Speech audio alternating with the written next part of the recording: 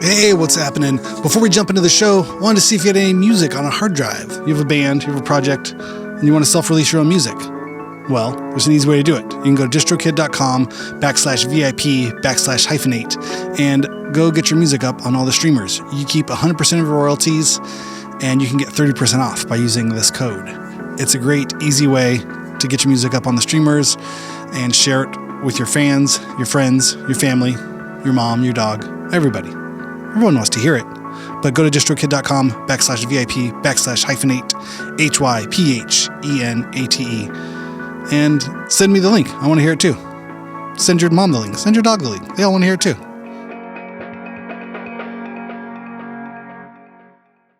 San Francisco is a book town. Like, people here like to read. They like to buy books.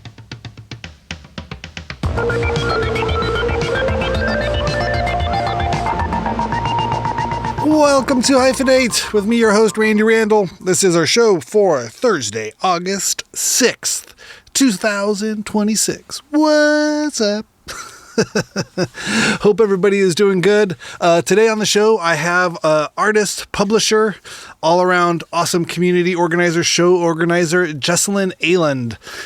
She lives up in the Bay Area now, but I first met her down in the San Diego, specifically the Che Cafe. She was all things Che Cafe for many years, and we get into it here in the interview. But if you played the Che Cafe somewhere between 2001 and 2010, you probably met Jessalyn. She was awesome, and she always made rad, good vegan food and took full advantage of the kitchen that was there that was part of the Che. And the Che Cafe, for those who don't know, still currently is an all ages performance space, community center, kind of punk space. You know, I want to say punk because that's just sort of what the scene was, but I'm sure there's more genres than that. But it definitely has a history in the San Diego punk scene and the all ages DIY music scene, kind of weirdo noise music scene. And it's incredible. It's on the campus of one of the big universities down there, maybe UC San Diego, maybe that's the university, but it's so cool, and we've had so many good shows there, and Jessalyn was a huge part of that legacy of the Che Cafe. So it was really fun to speak with her about that, but also about her art book company, Current Editions, that she has now, and her own art practice and her life up in the Bay Area as well. You can follow her on the interwebs. She is available to be followed on Instagram at Jessalyn. Oh my God. JESSALYNAALAND. Jessalyn Aaland. Right? There it is. And then she has a great link tree there where you can follow all kinds of great things that she does. Bay Area visual artist. She wrote this awesome article that really kind of like broke my brain in a good way a couple months back. It's called "Please Do Not Hang Out in the Street: Oakland DIY Music Spaces of the Early 21st Century." It sounds so formal, but it was really great. It talked all about John Benson's bus shows. It talked about all the kind of like all ages kind of warehouse spaces. You know, George Chen's up there. So many cool flyers. She made so many cool flyers. It was a big part of our world of no age, you know, was having friends, you know, down in San Diego playing Che Cafe, and then those friends that moved up to the Bay Area and did rad things there, Jessalyn being principal among them. And she documented a lot of really cool stuff in this article. I'll link it in the show notes, but it's in the Oakland Review of Books. There's a big flyer and some photos from when No Age, Mika Miko, and Abe Vigoda and KIT all played at the Lobot Gallery. I think this is part of Club Sandwiches shows. Was this July 29th, 2008? Yeah, that's only like 18 years ago? It's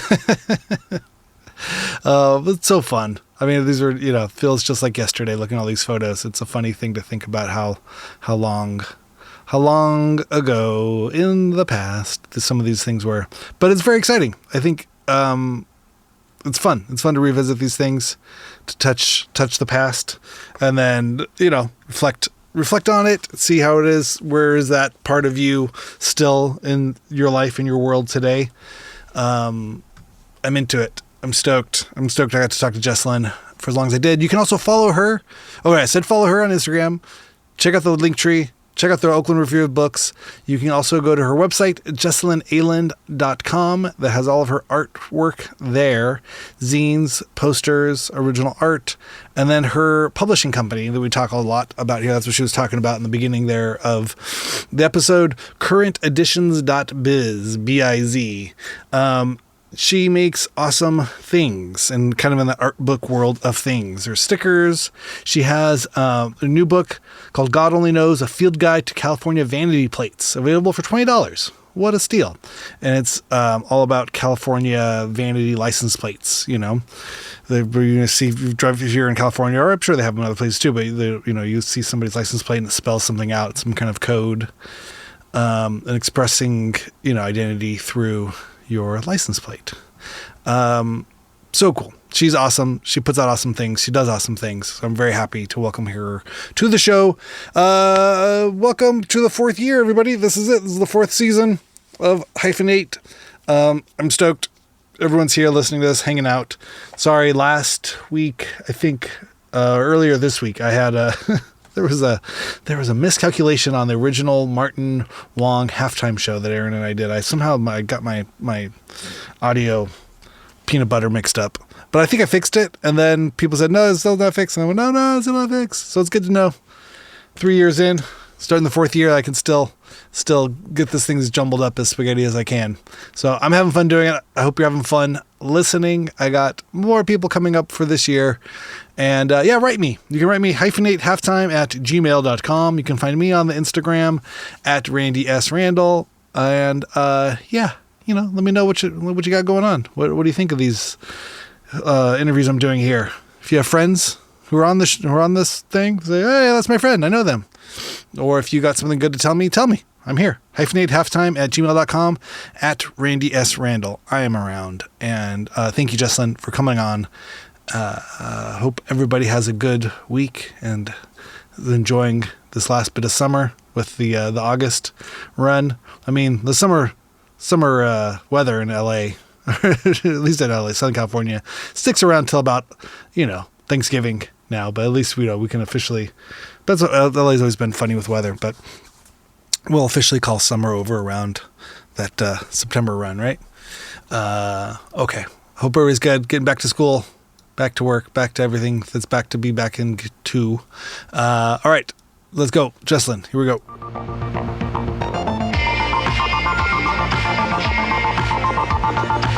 Jessalyn, thanks so much for joining me on Hyphenate. How you doing today? I'm doing great. It's great to be here. Thanks. Thanks so much. Thanks for taking the time. We've known each other now for, over 20 years, I would imagine. Probably I definitely well over. We're on our way to 25. That sounds probably more accurate. Yes. You're up in the Bay Area now. You've been there for many, many years. I just hit 20 years here. I moved here in 2006, and I'm in the East Bay, so kind of like Oakland, Berkeley. It's a small town called Emeryville. Oh yeah, the home of Pixar. You get a big bouncy lamp over Exactly. There? I live on the other side of town. Okay, you're not in the lamp factory part of town. No, I'm by the post office and the train station, it's great to live by a post office if you do mail order. Yes, I'm sure. And I'm sure you see weird computer squiggles and monsters running around town. I don't know if everything, picture constantly. being Pixar town. It's just everybody. It's more likely just nerds who never sleep and who never leave the factory. But how did let's see. So we met at Che Cafe. I think you were booking shows there and cooking food. That's kind of I was how I remember. How did you first get started doing that? I moved to San Diego in 1999 from the Inland Empire. Where were you coming from? Like a really small town called Norco, like Corona, Riverside. Yeah. So Showcase Theater. I grew up in Walnut, which isn't, too far from there. Where? Yeah. Huh. I went to the Showcase all the time. I was a ska teen, so I really liked going to see Jamaican music. I mean, my first show was at the Orange Pavilion in San Bernardino, And I was 14. It was my friend's birthday. It was the Aquabats, Real Big Fish, Skank and Pickle, and Meal Ticket. Real special Southern California lineup. But then exactly. So I went to the showcase a lot to go to shows. I was kind of an internet dork in the 90s. So I had a lot of friends that were on this ska mailing list and Yahoo group. And we had like an IRC chat, and we would go meet up at shows at like the Showcase Theater or the Barn at UC Riverside, or like in Orange County or LA even. I traveled far.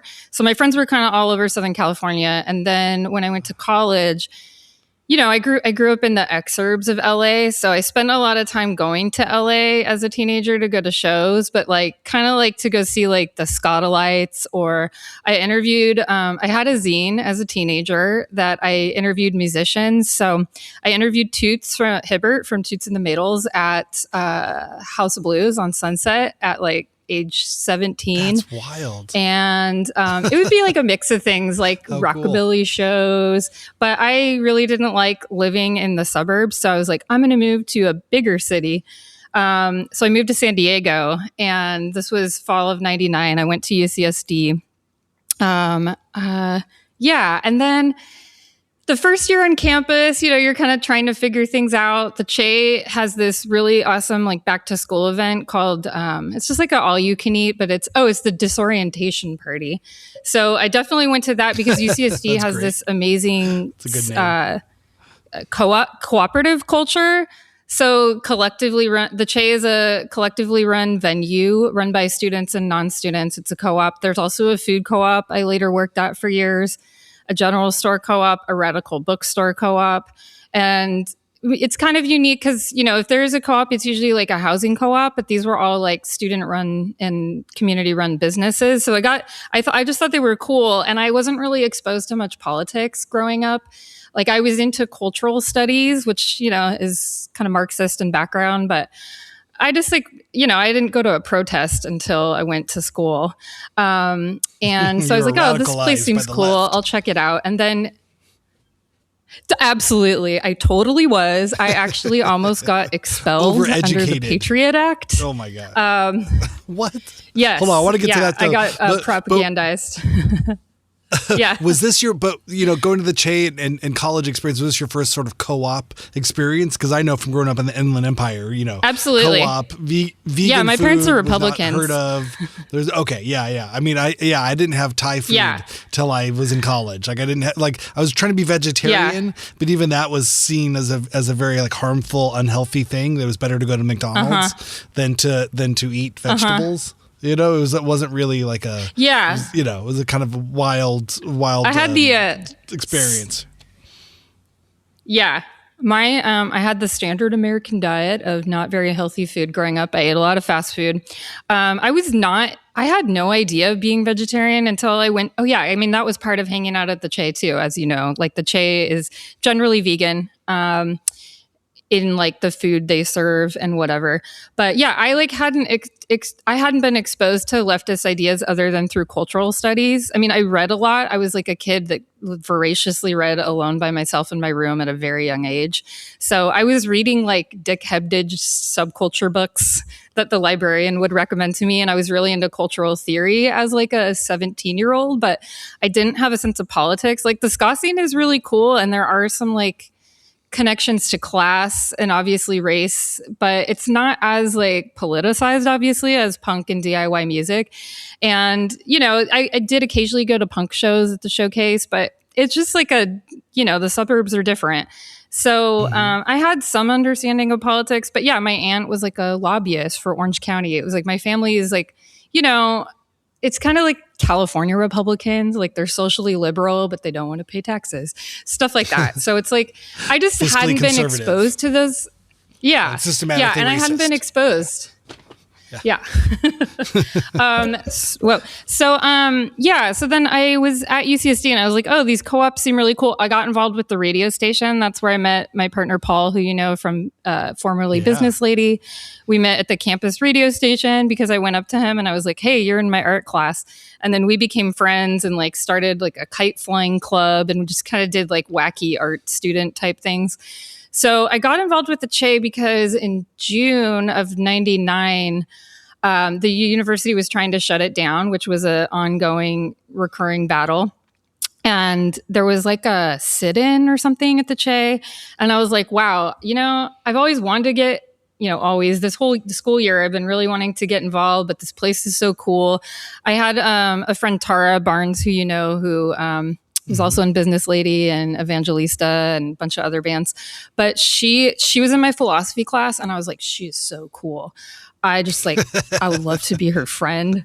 I'm like, I just think she's so cool. And we ended up being really good friends, and she did sound at the Che. And so I went to this sit-in or whatever, and I was like, that's it. I need to get involved in this space, while I still have the opportunity. So I started volunteering. A lot of young people or students volunteer at the all you can eats, which is prepping food. And, the Che would make these low cost meals. The name actually, it's a reference to Che Guevara, but the first of all, it's been around since the 80s. So let me do the math, but 40 years. And so it's on an old ramshackle building, and it's covered in murals. It's really intimidating, probably, if you've never seen anything like it. The building's kind of dilapidated. It's all these radical people's faces and artwork. It's really colorful. It's got a tiny parking lot and then a huge garden that people would hang out and party in that we would try to rein in. And then, it's just so. What would happen is on Thursdays is you could get a plate of food for $2, and all you can eat would be $4 or $5. So the whole point was to make it affordable and accessible to students, to indoctrinate them. Just kidding. Sure. But, and then if you wanted to get involved, you could stay and go to a collective meeting, which was right after. So I, like most people, started by helping out cooking food at the all you can eat. I started going to meetings. I was already friends with Paul, who got involved. And then we also made this friend, Kellen, who's still a really good friend of ours, because he and Paul had a computer science class together. And we were hanging out at the Che, and then we met some other friends, Sam and Monica. Later, we all lived together and became the Mustache House, which you've probably been to. I think we stayed there. Yeah, I just I was gonna say you probably stayed there. So I met all of my best friends through the Che, and I got more involved in music. I had this moment. So I was DJing at the campus radio station as well, which was really fun. It didn't have an FM broadcast, so it was just online. And AM radio at the time. And so Paul and I would DJ, and we'd go in there and just do a random show of thrift store records and grindcore at 2 a.m. It was so fun. So I got more into music, and being there really expanded my mind to music. There were all these bands I had never heard of, Sonic Youth really stood out to me as wow, how did I never know about this band, Sonic Youth, growing up? Because I was listening to Jamaican Rocksteady. And so I completely dumped. I was I'm not listening to this ska stuff anymore. It was ska, rocksteady, reggae. I just totally put that aside, which is funny because that's I've come back to that, and that's some of my favorite music now. And I'm thank God I bought this Alton Ellis record at Lou's Records in the 90s for $10. So I started finding out about more independent and underground music. The Black Heart Procession was big in San Diego. Obviously, all those Gravity 31G bands. And then my friends at the Che, they booked hardcore shows or the Spock Rock shows, kind of 31G Locust bands. So I got to know all that music. And then I just, for whatever reason, I was I want to start booking shows. I think I just have the energy to do things and make things happen. I was volunteering, and it was there's all these bands that would send you their demos or email us. And I'm oh, here's this weird noise band. I was listening to your interview. I think it was with Aaron Allen. You were talking about that band Agape. That was one of the first shows I booked at the Che. And I was that's so funny. And I remember I just got their demo in the demo pile, and I would just go through it. Cause I would do it, I guess, cause I would do this at the campus radio station too. I would just be going through the records and listen to stuff. So I think part of it is I'm just an endlessly curious person about culture, and I want to know more about music and art and literature. So I'd be oh, what are all these bands I've never heard of? Let me listen to them. And I would just constantly find out about awesome new music there at the radio station, and then also through the Che. So I would go through the demo pile in the office and be oh, this band needs a show. Okay. I can, get them a show. So I started booking shows in when was this? Like 2002, 2001. I booked my first show. I remember it was Mates of State. And I used to book a lot with the Cork agency, which was like the only booking agency I would work with. Oh, and so they were looking for a show. Was that the woman from New Zealand? The duo. Angela? I think they were American, but I could be wrong. American. Okay. Maybe I'm thinking. It's like they had keyboards and were kind of cute. Oh, no, Mates of State. No, I know that. No, but the Cork agency. Yeah. Wasn't she from New Zealand? Oh, no. I think he was in Texas. It was a Texas person. Okay. For some reason, there was someone from New Zealand, I remember, that was booking kind of like DIY stuff. And they had a lot of like from up in the Bay Area. It was I forget. Michelle Cable, who does, but no, she's not from Michelle, New Zealand. No. Huh. It was always like, it's Angela. Hi, it's Angela. I think we would open for her bands a lot. I forget. Oh, cool. I'll research it. Anyway, this is going back very far in the memory banks. But it's mostly I've recently gone through my emails, and it's really funny reading like my old booking emails. So I think, so I booked that show, and then I remember immediately after I had to go to my cousin's wedding. And then I moved out of the country for a year. I moved to England to study abroad in Leeds on 9/11. But I actually didn't leave for a week.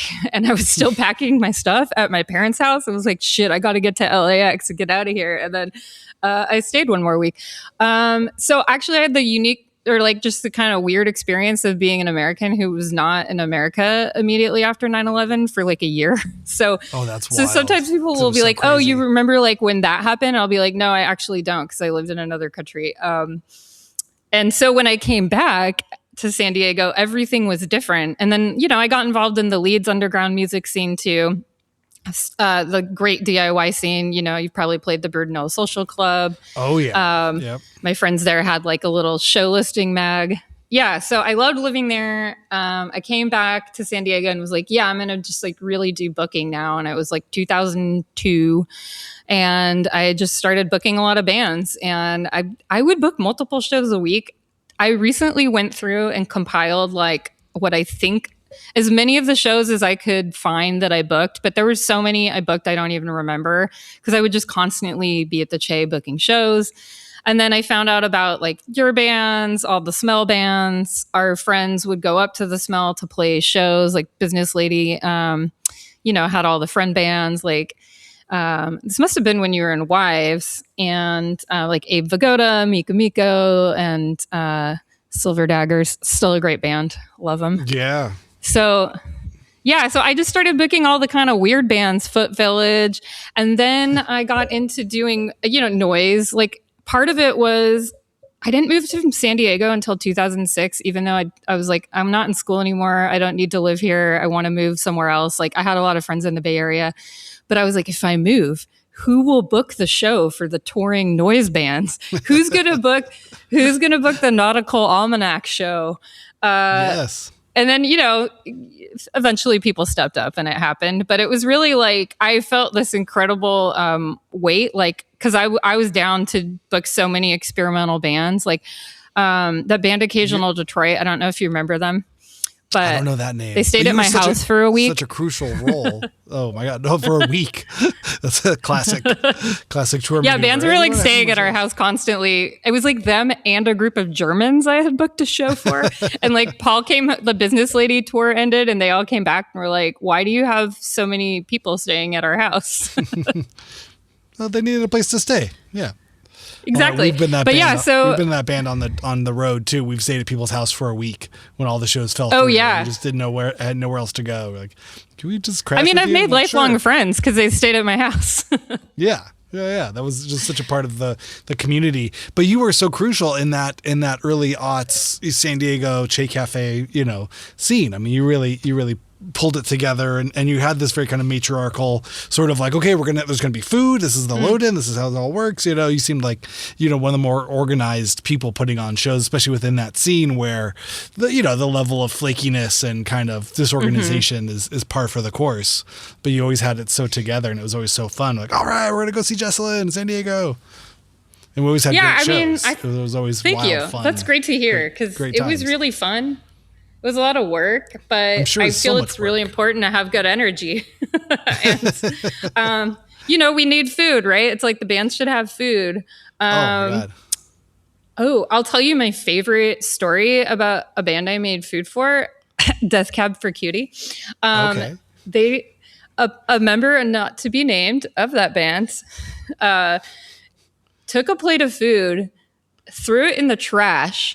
Another volunteer saw them do it, and then they came to me and they're like, "Oh, can we get a buyout because the food was all gone by the time we got it?" And then someone else was like, "I saw them put it in the trash." Hilarious. So wait, they were playing. They were playing the Che. They were playing the Che. Yeah, I don't know why. But by that point, wouldn't they have been like a massive band that would, or at least a large theater band, 500? Yeah, I don't know. Sometimes bands would play the Che when it was like clearly they had outgrown it for fun. Yeah. I see. But this was the early 2000s. For things like buyouts. But then they would ask for a bottle of wine or something. Yeah. You're like, I was like, we're alcohol-free space, bro. I can't help you. I'm 22. but we're doing you a favor by playing here. Now change everything about you. We love this place. Now change everything about it to make it work for me. I've seen that. Yeah, I mean, we did have a lot of disagreements. Like some people were like, we should not do any shows with booking agents. And I'm like, well, I don't know. We make money on those shows and we got to pay our rent, pay our insurance. So people like them. Yeah. It'll bring more people in because then I'm going to book like 5 noise bands on a Tuesday that 3 people will go to. So and it was fun making food. Like we lived in a punk house and we did like vegan brunches and we just really liked making food for people. I think a welcoming environment is, I guess this is kind of like politics in action for me. I think I guess what I'm really interested in is like manifesting the world that I would like to live in. And, now I'm an artist primarily. I'm less involved in music. And I think that's what art is for me, is like manifesting and bringing about the kind of utopian visions that you have into reality where you can. And so part of that is like making a place fun, bringing people together, like having food so people's basic needs are met. And, there's probably, now that we're older, I'm like, there's a lot of things that probably could have gone better in DIY spaces of that era. But I think doing our best to make them the best is, I don't know, it's just like who I want to be in the world. It's inspiring. I mean, that's the fun part of it. I was going to say about the food. I mean, I think you definitely impressed Dean. I think, Dean's always been very food motivated, and a big plate of free vegan food, instantly you endeared yourself to him at an early age. I think that's probably, I would not, and no joke, that's probably 80% of the reason why we played every show at the Che for years was just because, Dean. You're going to have a lot of nutritional yeast macaroni and cheese. Yes, absolutely. Yeah. I liked it as well. But Dean has like I think a certain type of structure towards his show going experiences where I've never played a show where there wasn't some element of food involved in something with it. It's usually this is good to know about him or something. Huh. Yeah, he's very food motivated. Yeah. I mean, you got to feed the people. Yeah, it's great. And it was fun because it was also offered to the audience as well. It wasn't like you were just cooking for the bands. Exactly. It's like the people coming to the shows could eat as well. Yeah, I mean, I feel lucky to have like kitchen. Yeah. I know, although they don't have it now, but Paul and I recently visited in August and we hadn't been there in like 10 years. And so they can't cook anymore because of like stuff with the university, but they also remodeled a lot of the space and they made it more accessible. They got like $1 million from the university. So I'm like, great.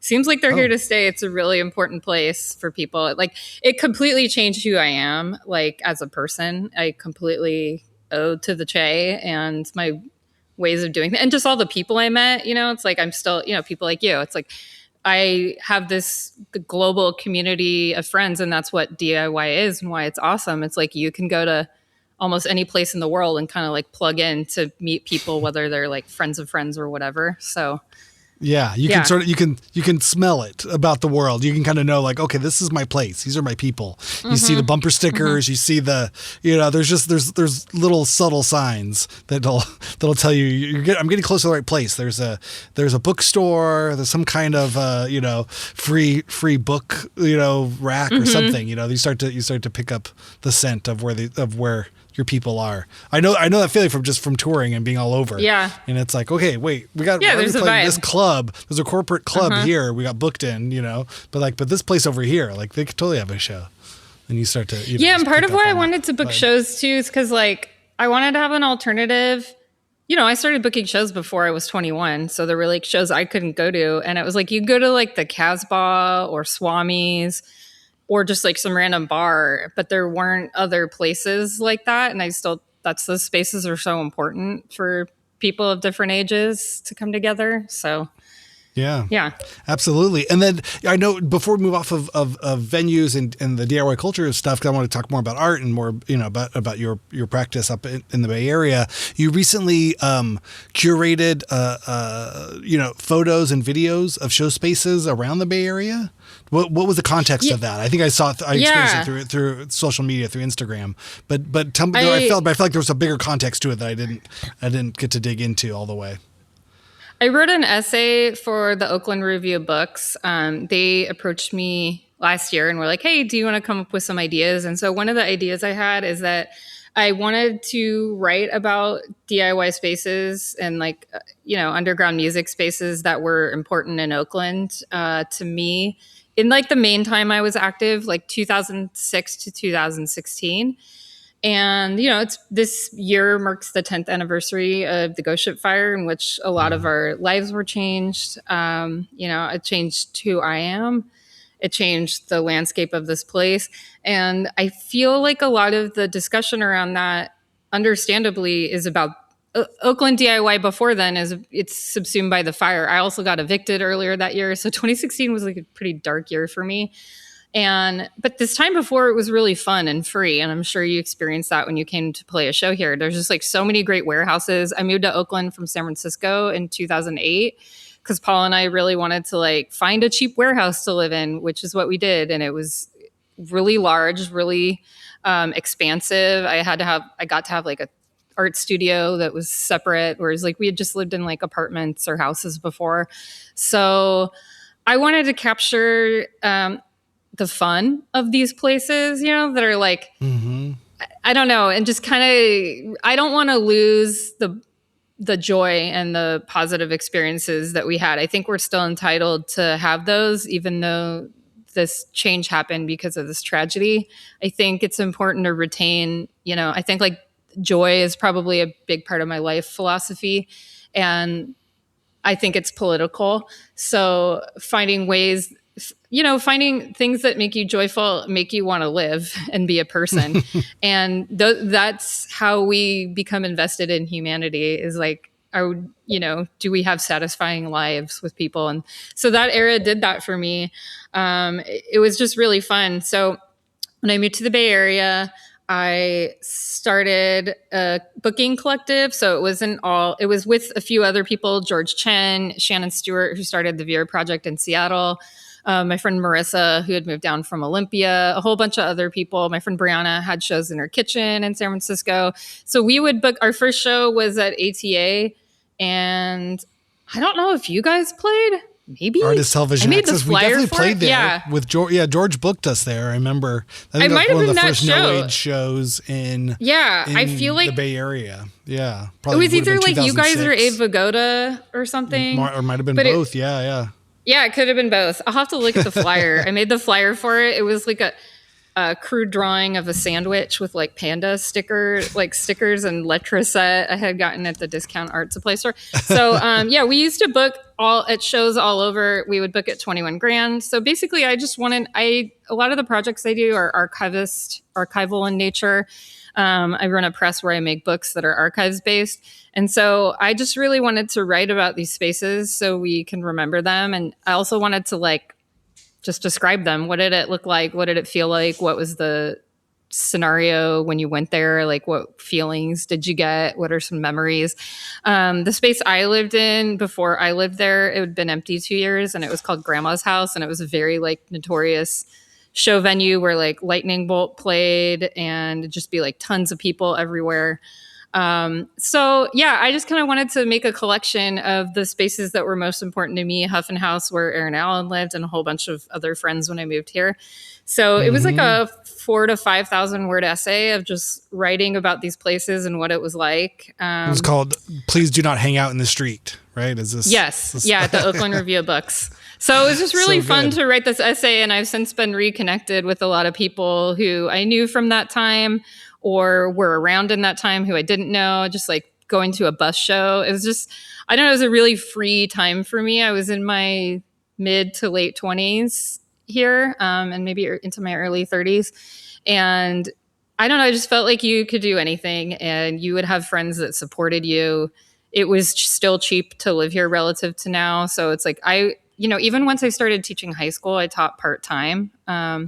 I still worked like full-time, but you could get away on working less and like have cheap rent and just like make art and be in 5 bands. And it was a special time for me. And I think it's worth capturing that because I think that spirit is really what moves us forward. So that was where that piece started. And then, as you probably know, I made a lot of posters when I was volunteering at the Che. And I started making these collage posters because I had to get someone to go to the noise show. So there would be more than 5 people there.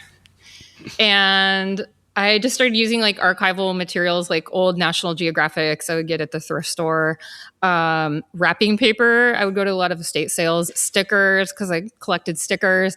I didn't know that you could buy colored paper, so I would spray paint paper on my patio, which is embarrassing that I didn't know that. But so I would do like a colored background and I would arrange the text. And with sticker letters and kind of interesting shapes. And then I would go photocopy it at the Kinko's, like we would go scam copies with the magnet holder. And that is how I got into being an artist. So I was doing that a lot in the Bay Area when I moved here. It'd be like, great, we're booking another show. Time to make a poster. And we would make like barbecue mock duck sandwiches and have them at the show. And I think we did that for that show you played at Lobot, actually. That was a good show. Right. Yeah. Yeah. So yeah, I think I carried that Che spirit and it was just kind of more mobile. But yeah, so that was that piece. I wanted to capture that era for people. And it's been really nice talking to people about it after. And it's really, hopefully like there's other projects I'm working on coming out of it. So I know it's inspired other people to write about spaces. I only wrote about like 8 places and there were so many more. So I'm hoping more people will then be inspired to write about the places that were important to them. Yeah, no, I think it's so interesting, and it's definitely something that I feel like in some small, niche way that even, just the interviews and the, people I talk to through the podcast here, it's hopefully fills in a deeper, richer picture of this community and scene and time than just a photo on Indie Sleaze, on Instagram, it's like, oh yeah, look how funny our haircuts were. Nobody wore clothes. And it's like, well, that's such a commercial part of a culture that was much, much richer than that and had roots and were really about friendships and community and support and there was so much more to it than that, and it kind of gets reduced down to a picture of a model. And I remember that was even kind of what we were up against at it in that time as it was going on, you know what I mean? That there was this kind of highbrow, lowbrow, or, major label, indie label sort of world that I think has really been flattened culturally and community wise, in so many ways it was, people were either, granted access into, the major leagues or the lines of just blurred in ways that don't really even feel relevant, to today's experience as an artist or as a musician. It just, I think things are more flattened. I mean, I remember in high school, I was involved in journalism and I wrote some really long editorial about like commercial radio. And I'm like, that was a real like Gen X 90s thing. And that is not a thing today. Cause it's a different ecosystem. Everything's flattened. It's like the internet for good and bad. It's like, you can find things so much easier. Like when I was younger, like I still had access to the internet. Most people weren't online, but it was like, you could go on Usenet and download some albums or like, otherwise you're just like taping your friends' records or something. So now you can like go on Bandcamp and find out about like 25 new bands in 10 minutes. So yeah, no, I think there's something that's wholly democratic in a way where, everybody has access to everything. Like the means of distribution have really been opened in a way that is punishingly accessible.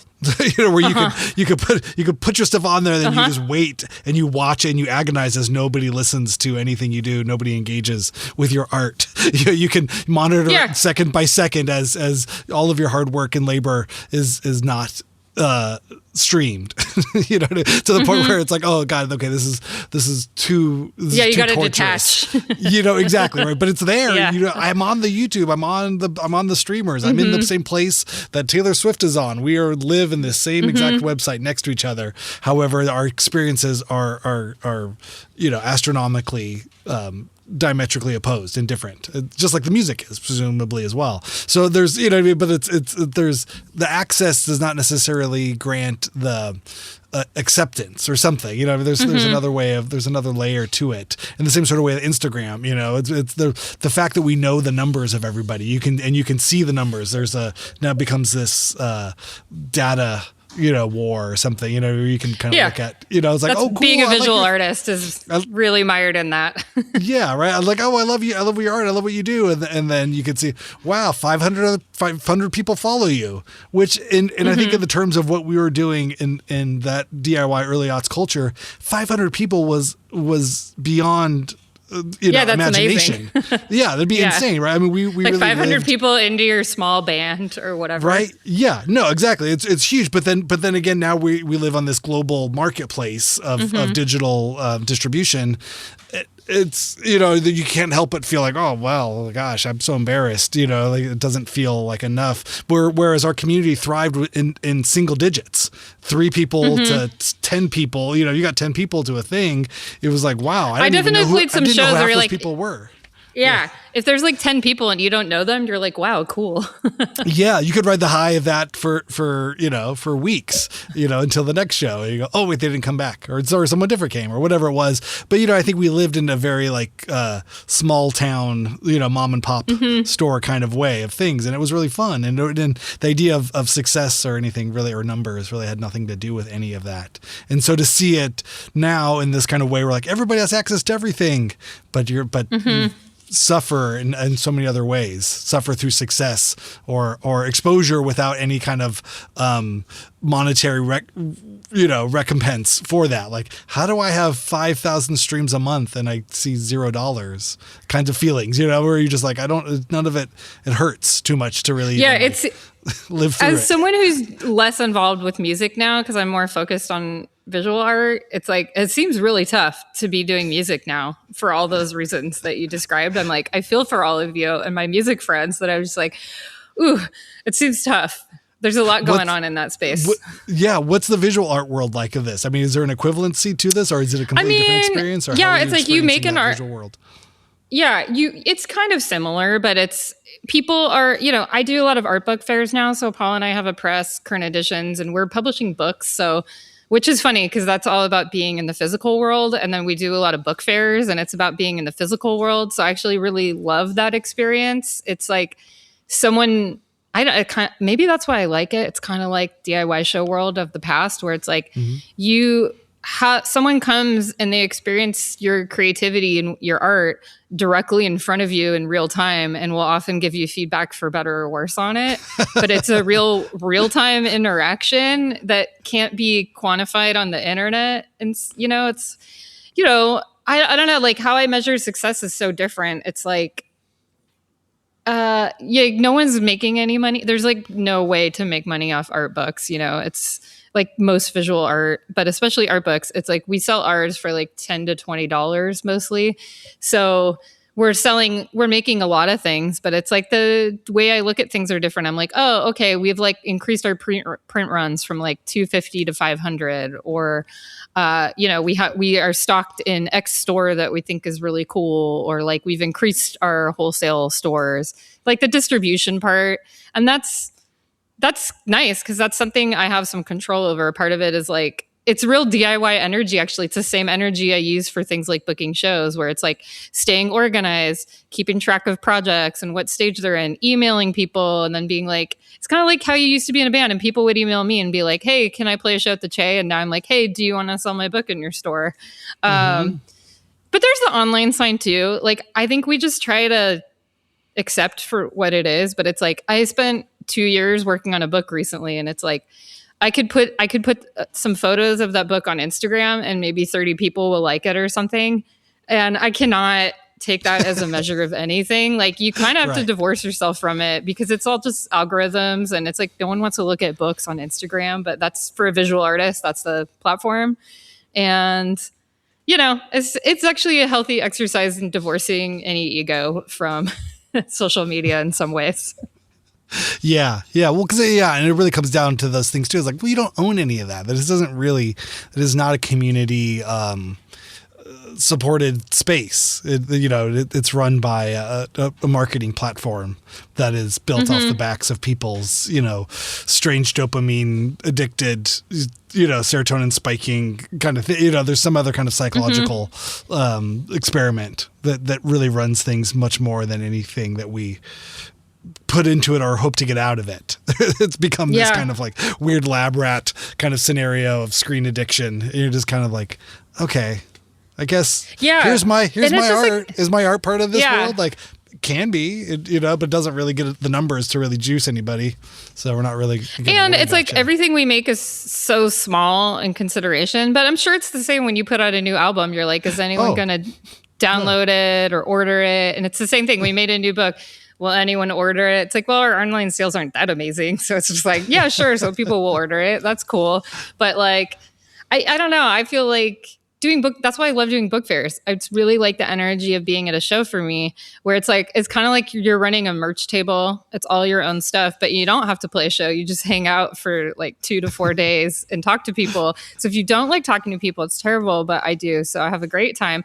And then we just meet completely random people and have so many weird human interactions. There's just like so many, it's like all of humanity on display. I really love it. We've like made good friends just from being in some random town. And it's like, oh, you're interested in all the same niche things that we are. That's pretty cool. We should be friends. And then we'll like correspond and hang out, or like, meeting other publishers. It's like when you go on tour and you meet that band that you play with and you're like, oh, I really liked their band. And then you kind of like get to know each other's music over time.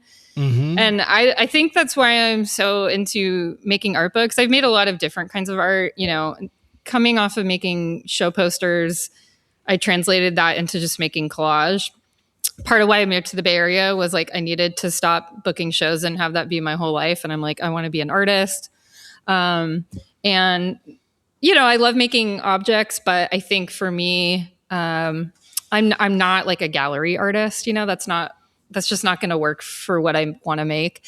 And so using the skills I have and putting them into things like books, or I do these print related social practice projects about like how to start a union at your arts nonprofit, or let's make risograph prints and give them to like 20,000 schools for free, so kids have art in their class. So it's like, I'm much more interested in like either like using art as a tool to do something, or like making art accessible to just regular people who can buy like a $10 booklet. And I think a lot of that is because I came up through DIY. No, it makes so much sense. I mean, that's the other side of things, with art, visual art, whatever art with a capital A, in that kind of gallery sort of way is again, I guess maybe akin to this, kind of major label versus indie label sort of thing, or like, oh, if I get accepted into this, this group, and then the collectors and the thing, and I've seen friends, periphery to groups to think, like there is some permanent, it's, you can penetrate into those systems and scenes, but it really seems to be working on some other strange, unknowable motivational engine, motivating force that really isn't related to whatever world we come from. It has something to do with someone else's money laundering, or sort of black market. For sure. I mean, I worked at an art museum. Situations. Yeah. I work in art. I've worked in art for like 10 years, but, or more than that. But and so I love art. I have a lot of friends who like, work with galleries, and that is awesome. And I'm really excited for them. I just know for me, it's like, well, I don't make paintings and I don't make sculptures that much traditionally. So I'm like, it's kind of just like, that's probably not where I'm going to find my place in the art world. So, but books feels like that to me. So I've been having a good time making books. It's so cool. Well, and I think it makes total sense, like what you're saying too, that the community, and it seems like the art book fair has really kind of exploded in a way in the last 10 years. Well, I'm sure it's been going, for much longer than that, but I've kind of seen it, sort of the printed matter art book fair that happens in LA has sort of become this cultural sort of touchstone in an annual. Yeah, it is. It's cool because I'm like, I feel like we should have participated more in that world years ago. Like we've been publishing since 2017. We got into risograph printing and did that for a while. Now we're doing a lot of digital printing, but it's been cool to see friends who've been doing it for that long. And now I have a lot of friends who are like, I'm kind of sick of doing this. I want to like go back to painting. And I'm like, I'm having a great time. I want to do 13 book fairs a year and like travel around to go do a random zine fest. And I have a lot, it's giving me like such an amazing energy. I don't know if it's like how people feel the first time they start going on tour, but not all the time. Not so much that you're like too tired, but just like you're really energized. And that's how I feel. And they're like, whoa, it's like you're doing the thing that I used to do that I'm over. And I'm like, yeah, except I'm like in my 40s. But it's just fun. I don't know. I like getting to know like a local community. San Francisco, we're having the San Francisco Art Book Fair next weekend. or late third week of July, and it's the 10-year anniversary. So we're really excited for that. So I think it's part of it. San Francisco is a book town. Like people here like to read, they like to buy books. So I feel like just for the things I want to make, I'm in a good place for that. And there's just like an exciting book culture and art book culture. There's like so many great publisher friends here. But we just did the LA fair in May, and the Printed Matter LA fair, and it was a great fair too. And so I don't know. I think it's just probably like there's some element of like the physical world that is exciting to people with books, since people are so online. It then I think makes the idea of like something tangible, like a book, feel really personal and intimate and exciting and still accessible. So yeah, it's a good time, which is great for me because that's what I do. Not like financially great, I'll say, but like it's fine. It's like, it's just cool to make things and have them resonate with people, same with music. It's like, whoa, I made this thing from my mind and somebody like got something out of it. It's amazing. And you can reach a lot more people with books than like art object. So that's why I like it. Yeah, well, and it's a venue. I think it sounds like most. What it is where there's a spot for that kind of shared cultural sort of exchange and in a marketplace and all these other things that I think. I don't know. Growing up, we had Barnes and Nobles and like the library or something. It wasn't the idea of independent publishing didn't really, it was the zines you'd find at venues, at punk shows, or people selling zines out in front of stores or out in front of shows and things like that. That was sort of the only time I really came in contact with that sort of, independent publishing culture. Yeah. I mean, same. It was like music zines that I grew up around. Like, I think I'm unfortunately missed a lot of the like 90s Riot Girl zine stuff that a lot of my friends were into, but like music zines were very important to me growing up. And I mean, that's why I started publishing, because you just need a photocopier, and if you're in your 20s, I was thinking about what you said about like stealing groceries versus buying them. I'm like, I used to go like run the copier scam, and now I'm like, cool, I don't have to do that. I can pay a printer to make them, or I could like buy my own tools and make my own things or whatever. But yeah. It's cool to see it proliferate. Yeah, and I think that was always the idea, was that you're just sort of just that aching to be heard or to be part of it or the expression of it all. I think there's something that just it's going to come out in one form or another. And when you're reaching a certain level of adulthood where you can kind of be like, this isn't an emotional breakdown I'm having. This is a everyday creative practice. I've turned my life around into this thing. Whereas I think, even for me, like playing shows as a young person, it was almost like, you work your minimum wage job and then you pile into a car with your friends and you go to a show and it just explodes in this kind of way where like you don't know if you're ever going to be okay again, if your brain is irreparable. But then you go to work the next day and again repeat. It sort of bottle up and explode sort of way. But as you age into your 30s and 40s and like, oh, this is, it sort of finds a place, it becomes almost like a ritual or something. You're like, oh yeah, no, I'm still participating in this thing that was so, I don't know, psychically, shifting. I feel like, as a kid, it was like, oh, I met so much. And so just being part of shows or going to shows or helping be around those kind of experiences, part of it, I feel like I'm still honoring that person who I was or am still, but in some way keeping that younger self alive or providing a space or promoting a space for younger people to have the same type of experiences.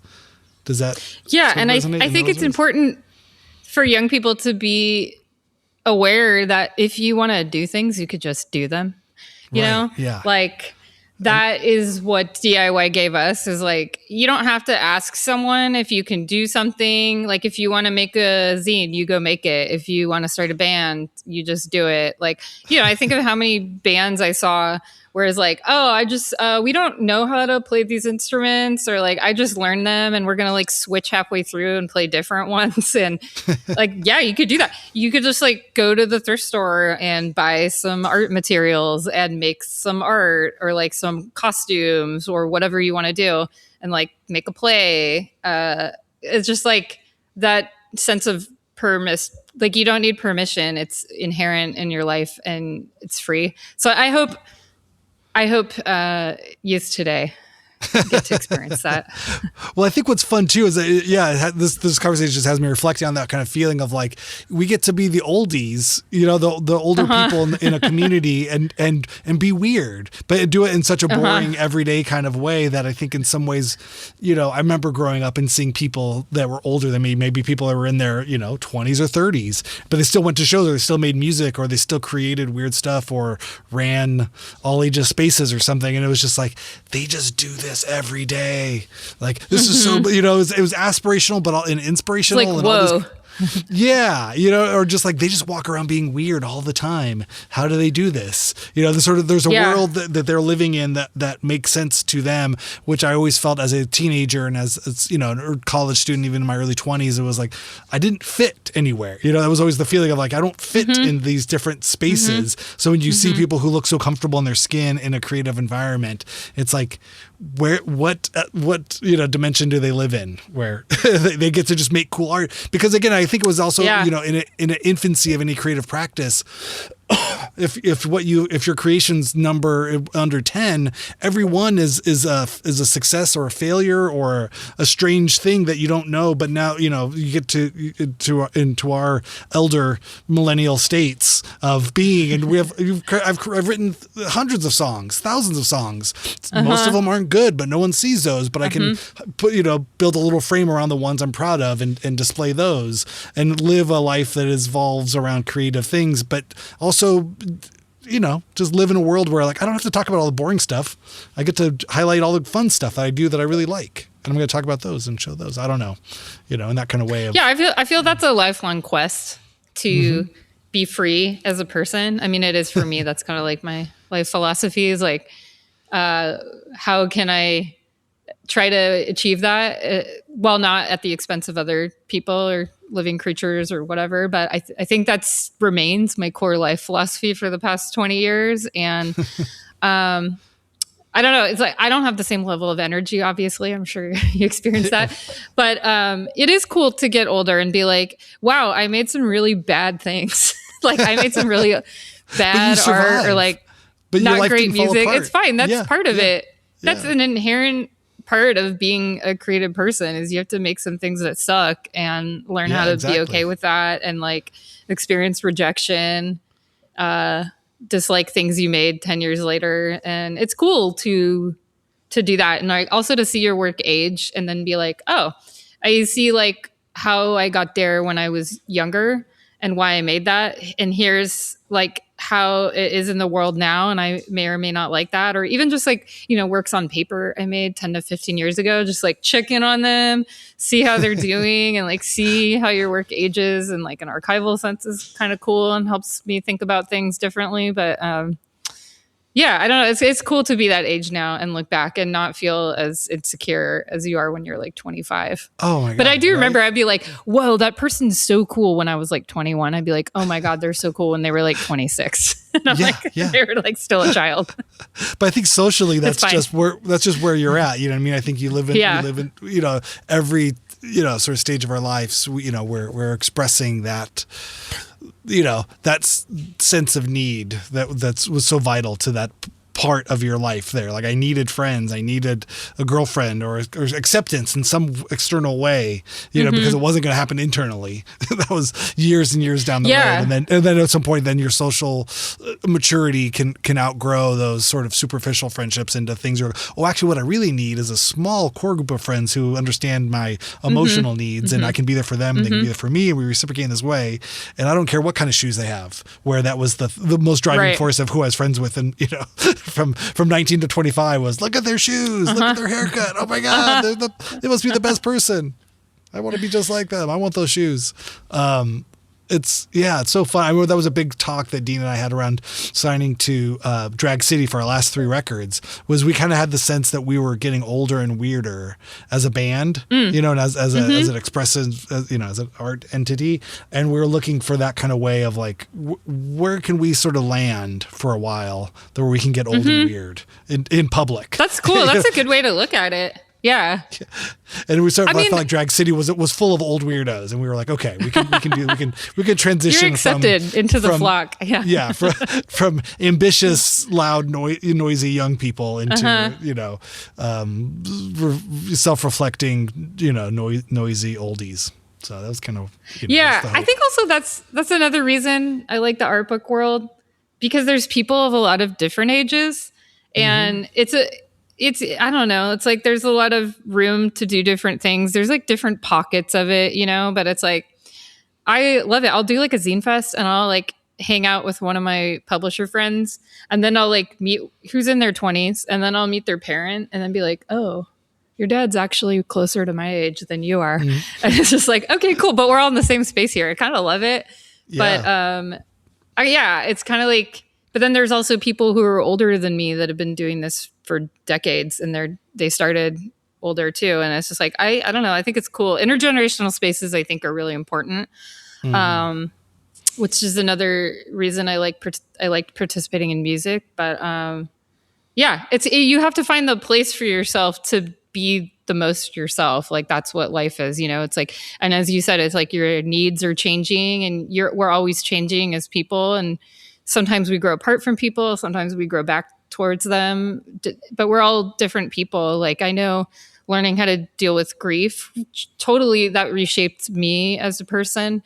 And I think, it's just, we're always changing. That's the constant state of humanity. It's like my favorite Octavia Butler quote, like everyone's, is about change being constant. And that's what's actually constant. And I think it's good to find the space to kind of like relax into yourself. So I think that's cool that you found that. I feel like I found that too. Yeah. No, it's such a good thing. I know now you got me like racking my brain for like senior quotes. I'm trying to pull out a quote. Oh, well, that kind of reminds me. It was like, well, this has been so much fun. What's the best place for people to follow up with you and to purchase books from you and from Paul and currenteditions.biz is our website. We're also on Instagram at Current Editions. And I also have a website for my own art projects at JessalynAaland.com, and I'm on Instagram at that. Yeah. Awesome. I'll put links up in the show notes. Cool. So people can find the show notes. It's the 3 dots. Come next find to us at a book fair. At. Yeah, and coming to it soon to a book fair near you. Yes. Yeah. Well, I'm so glad we got to catch up. It's great. Good to talk to you. It's so good. Yeah. Always best chats, Randy. It's so good. I know. Well, it's fun. It's funny. Yeah. The window of Instagram into the world, and you know what I mean. It's like I look in there and I'm like, I'm always 25 on Instagram. I don't know where. I always say people will send me photos of myself at a much younger age, and it's fun. And it's fun to see it. But I think in so many of those kinds of ways, it becomes this interpretation, of like that's who they think they're talking to, or that's who I have to remember. Sometimes I'll be contacted by fans or by friends or people, and they'll reference things, and I'm like, you're talking to that guy. Like, I haven't been that guy for a long time, but it's okay though. But in the same way though, but maybe I'm selling them short, but I think there's sometimes, I guess we had a very small amount of attention, relative to the larger culture, but it was interesting that I think, people will reach out in a nostalgic or reflective way, about a photo or a thing. And it's really fun to kind of to walk down that road. I can see it, but it's also, I think they're looking for that part of themselves too. With some photo and those kind of moments. And I think it's fun. I'm sure you experience that in some ways, with, the piece you wrote and the social media around it. It's I've had to kind of look at it. For good and bad. Right. Yeah. Cause I feel, I'm like, oh, this is so great. This is so fun. But I'm also like, this is so long I remember ago. that thing that happened. That was not great. or just, I don't know. Yeah. It just feels, it's a funny way that I don't know if there's been other generations who have dealt with it quite in the same way. I'm sure they've dealt with these types of things. I don't know. Yeah. There was less media around. So you weren't as public when you were young. Yeah. Which I'm glad I grew up before the internet completely, I have to say. I think so. Yeah. I mean, now we're I feel like I've just passed that age of really giving a shit about technology anymore. I was good at it. And then just this a couple weekends ago, the remote stopped working on the TV, and I'm like, okay, it broke, and I don't care that it broke. I think that was the main point. I'm done. Yeah, I'm out. like I don't even need it to be fixed. I'm done with all of this stuff. I've officially gotten to be that age where it's not only because things break and you go, okay, well, I'll research it, I'll figure it out. I'm just like, it's not worth the time. You know what? Congratulations. Thank you. You should celebrate all you've achieved. Yes, I think we all the person you are and the person you're becoming. Yes.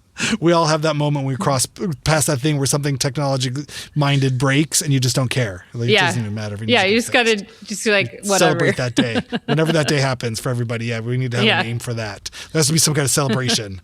I've reached to this stage in life where shit's breaking and I don't care. We have to celebrate everything, Big fan of celebrations. Yeah. I love it. Well, Jessalyn, thank you so much for coming on. Hey, thanks for having me. I appreciate it. Good to talk to you. All right, good to talk to you. Bye. Okay, bye. How rad was that? Jessalyn, thank you so much for coming on to the Hyphenate podcast. So fun to talk to you. I'm so stoked we got to catch up.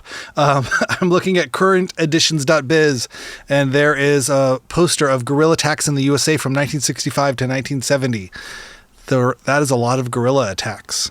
It's for $10. You can buy that there. There's also a great hat that says ZZYZX, Zizix. There's Zizx, the last word in health.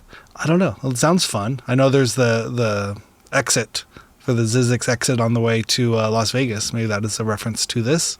Logos of American nuclear weapons tests. Distant Zenith.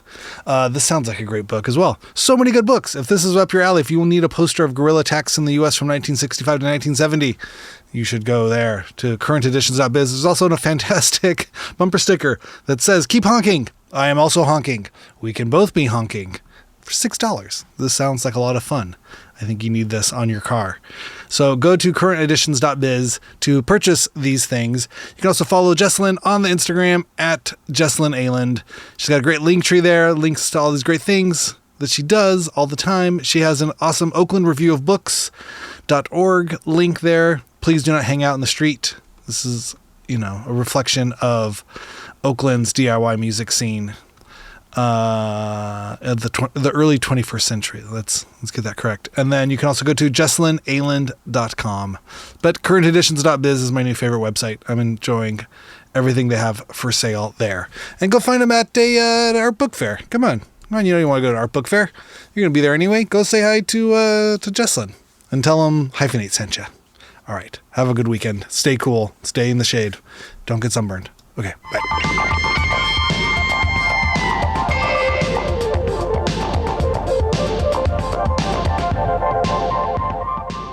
I was a ska teen